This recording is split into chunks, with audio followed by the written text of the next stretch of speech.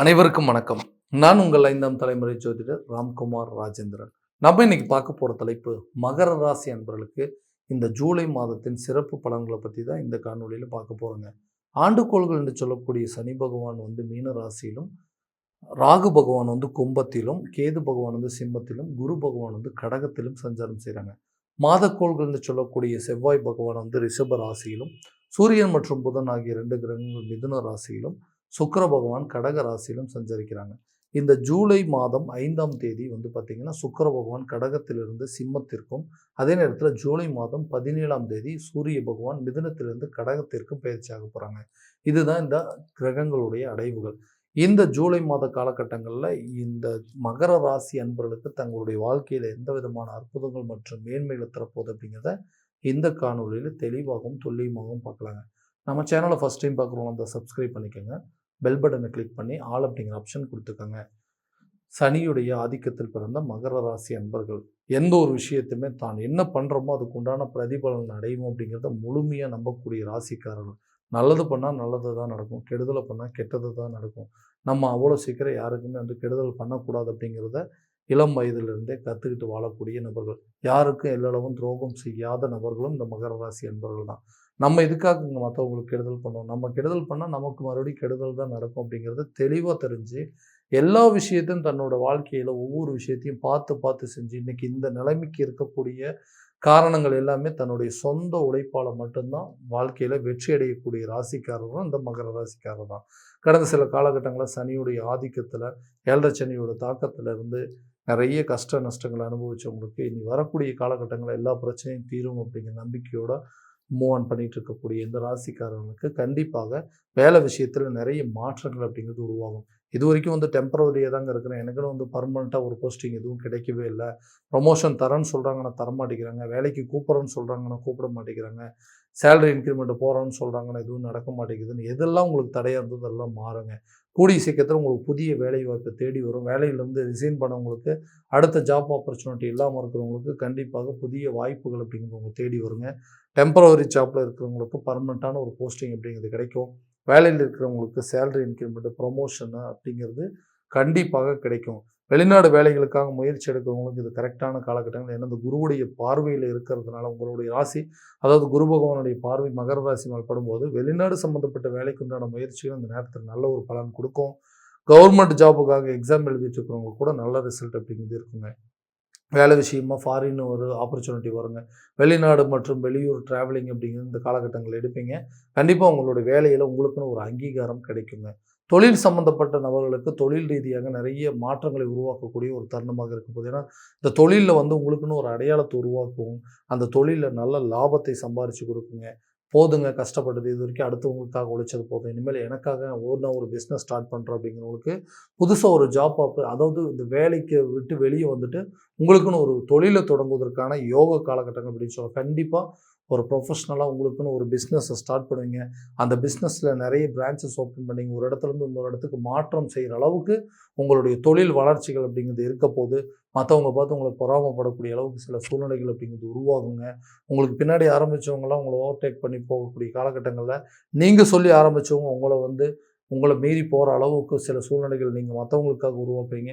உங்களுடைய பிஸ்னஸ் எந்த அளவுக்கு பண்ணுவீங்க, கண்டிப்பாக உங்களுக்குன்னு ஒரு அடையாளத்தை உருவாக்குவீங்க. அந்த பிஸ்னஸை யாருமே செய்ய முடியாத அளவுக்கு பெரிய சாதனையை உருவாக்கி இதுவரைக்கும் இழப்பில் இருந்த, இதுவரைக்கும் நஷ்டத்தில் இருந்த பிஸ்னஸை லாபகரமான சூழ்நிலை கொண்டு போய் கண்டிப்பாக பெரிய அளவில் ஒரு லாபத்தை ஈட்டக்கூடிய ஒரு காலகட்டமாக உருவாக்க போகுது.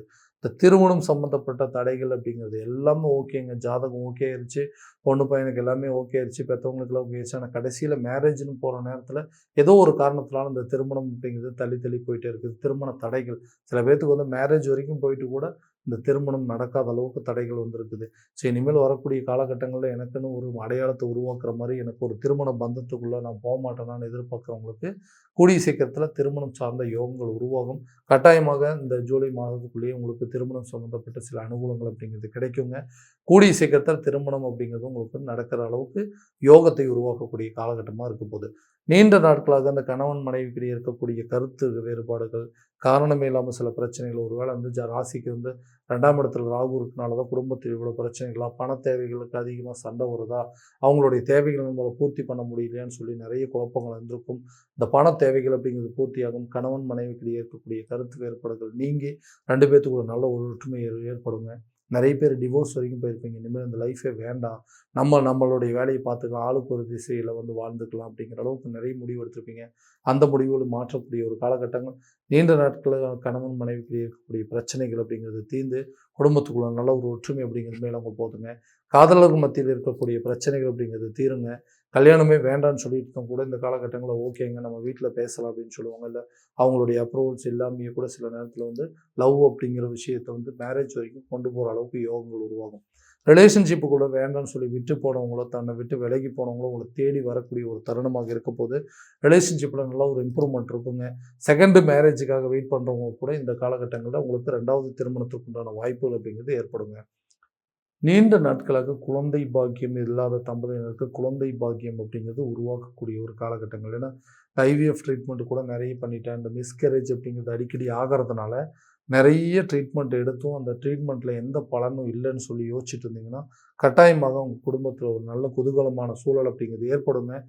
கணவன் மனைவிக்கு இதுவரைக்கும் இருந்த அந்த மன உளைச்சல்கள் நீங்கி மற்றவங்கெல்லாம் உங்களை பார்த்து குறை சொல்லிட்டு இருந்த காலம் போய் உங்களுக்கென்று ஒரு வாரிசை உருவாக்கக்கூடிய ஒரு தருணமாக இருக்கும்போது நீங்கள் எடுக்கிற ட்ரீட்மெண்ட் உங்களுக்கு ஒரு நல்ல ரிசல்ட் அப்படிங்கிறது கண்டிப்பாக கொடுக்குங்க. வீடு கட்டுற யோகம், இல்லை சொந்தமாக ஒரு இடம் வாங்குறதுக்கான யோகங்கள் இருக்குதாங்க. ஏன்னா வீட்டு வேலையெல்லாம் ஆரம்பித்தாச்சு, எல்லாமே ஓகேங்க, பாதி லெவலுக்கு கொண்டு வந்துட்டோம். அதுக்கப்புறமா என்ன நடந்ததுன்னே தெரியல. அந்த பண தேவைகள் அப்படிங்கிறது அதிகமாச்சு. அந்த பணம் வேறு விதமாக செலவாயிடுச்சு.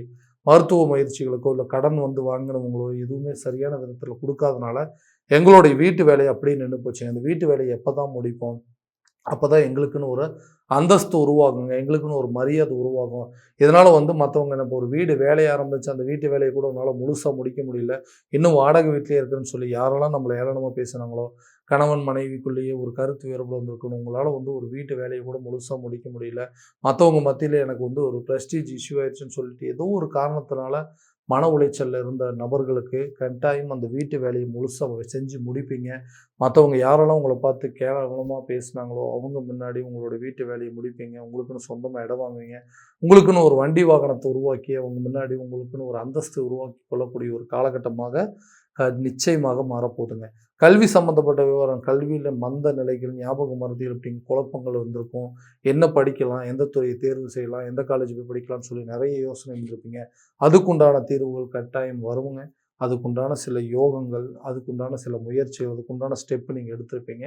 நிச்சயமாக இந்த காலகட்டங்களில் நீங்கள் பிடித்த துறையில் நீங்கள் ஆசைப்பட்ட ஒரு துறையை தேர்வு செஞ்சு அதில் முடித்து உங்களுக்கு அதே துறையில் வேலை கிடைப்பதற்கான யோகங்கள் எல்லாமே இந்த ஜூலை மாதத்துக்குள்ளே கண்டிப்பாக நடக்குங்க. ஸோ நீங்கள் விருப்பப்பட்ட துறையை தேர்வு செய்வீங்க. நீங்கள் விருப்பப்பட்ட ஆசைப்பட்ட காலேஜில் போய் படிப்பீங்க. கல்வி சம்மந்தப்பட்ட விஷயத்தில் எல்லாமே நல்ல ஒரு சுமூகமான சூழல் அப்படிங்கிறது இருக்குங்க. ஆரோக்கிய ரீதியாக சில பிரச்சனைகள், சில வீண் விரயங்கள், சில நஷ்டங்கள் அப்படிங்கிறது உருவாகும். தேவையில்லாத ஹாஸ்பிட்டல் செலவெல்லாம் செஞ்சுட்டே இருக்கணுங்க. என்னதான் பிரச்சனை, இந்த பிரச்சனைக்கு எப்போ தான் தீர்வு கிடைக்கும், என்ன பாதிப்புனே தெரியாமல் சும்மா ட்ரீட்மெண்ட் எடுத்துகிட்டு இருக்கேன், ஹாஸ்பிட்டலில் போய் பார்க்குறோம், எந்த பிரச்சனையும் இல்லைன்னு சொல்கிறாங்க. ஆனால் என்னுடைய கஷ்டம் எனக்கு தானே அப்படின்னு சொல்லுவேன். ஸோ அதுக்குன்னு உண்டான மருத்துவ முயற்சிகள் கரெக்டான டைமில் எடுப்பீங்க. ஆரோக்கியத்தில் இருக்கக்கூடிய பாதிப்புகள் உங்களை விட்டு முழுமையாக விலகும். நல்ல ஒரு ஹெல்த் இம்ப்ரூவ்மெண்ட் அப்படிங்கிறது இருக்குங்க. கடன் சம்மந்தப்பட்ட விவகாரங்களை விட்டு விலக போது இந்த கடன் காரணமே இல்லாமல் வாங்கி இன்றைக்கி என்னுடைய சொந்த பந்தங்களின் நண்பர்கள் மத்தியிலும் எனக்குன்னு ஒரு கெட்ட பேர் மட்டும் உருவானதான் மிச்சம். எதுக்காக இப்படி கடன் வாங்கினா, உனக்கு என்ன பிரச்சனை, கடன் வாங்கினா அதை கரெக்டான நேரத்தில் கொடுக்க மாட்டேன்னு சொல்லி நம்மக்கிட்ட இருந்த மரியாதை எல்லாத்தையும் போய் இன்றைக்கி வந்து அடுத்தவங்க நம்மளை பார்த்து கேவலமாக பேசுகிற அளவுக்கு சூழ்நிலைகள் அப்படிங்கிறது உருவாயிருச்சு. அந்த நிலைகள் டோட்டலாக மாறுங்க. ஏன்னா யாருக்கோ உதவி செய்ய போய் தன்னுடைய தேவைகளுக்காக இன்றைக்கி வந்து ஒரு ரூ. 5 செய்ய வேண்டிய இடத்துல ரூ. 10 வந்து தேவைக்கு அதிகமாக சில செலவினங்கள் பண்ணிட்டேன். அந்த செலவினங்கள் மூலமாக இன்றைக்கி காரணமே இல்லாமல் கடன் வாங்கி அந்த கடனை அடைக்க முடியாத அளவுக்கு நிலைகள் வந்துருச்சு. அந்த கடனை வந்து எப்படியாவது அடைக்கணும்னு சொல்லி ட்ரை பண்ணிட்டு இருக்கிறான். அதுக்கு உண்டான கால சூழ்நிலைகள் நமக்கு கரெக்டான விதத்தில் வராதான்னு யோசிச்சுட்டு இருக்கிறவங்களுக்கு கூடிய சீக்கிரத்தை அந்த கடனை எப்படியாவது அடைச்சி அதுலேருந்து முழுமையாக விடுபடக்கூடிய ஒரு காலகட்டமாக இருக்க போது கடன் இல்லாத ஒரு வாழ்க்கையை வாழ்வதற்கான முயற்சிகள் கண்டிப்பாக உங்களுக்கு ஒரு நல்ல பலன் அப்படிங்கிறது இந்த காலகட்டங்களில் கொடுக்குங்க. இது வரைக்கும் நம்ம பார்த்ததெல்லாம் கோச்சார பலன்கள் தான். இந்த பலன்கள் அனைத்தும் உங்களுக்கு நடக்குமானா உங்கள் சுய ஜாதகத்தை முழுமையாக தெரிஞ்சுட்டு அதுக்குண்டபடி திசாபுத்திகளை தெரிஞ்சு சில விஷயங்கள் முயற்சி எடுத்தீங்கன்னா கண்டிப்பாக நல்ல விதமான வெற்றிகள் அப்படிங்கிறது உங்களுக்கு கிடைக்குங்க. உங்கள் ஜாதகத்தை எங்கிட்ட பார்க்கணும் விருப்பப்பட்டீங்கன்னா கீழே தெரிய நம்பருக்கு கான்டாக்ட் பண்ணி அப்பாயின்மெண்ட் ஃபிக்ஸ் பண்ணிக்கோங்க. அப்படி இல்லை உங்களோட ஜாதகத்தை வாட்ஸ்அப் மூலம் அனுப்பிச்சி வச்சிங்கன்னா தெளிவாக கணிச்சு துல்லியமான பலன்கள் அப்படிங்கிறது உங்களுக்கு தெரியப்படுத்தப்படுங்க. மீண்டும் அடுத்த காணொலி உங்களை சந்திக்கும் வரை உங்களிடமிருந்து விடைபெறுவது உங்கள் ராம்குமார் ராஜேந்திரன். நன்றி.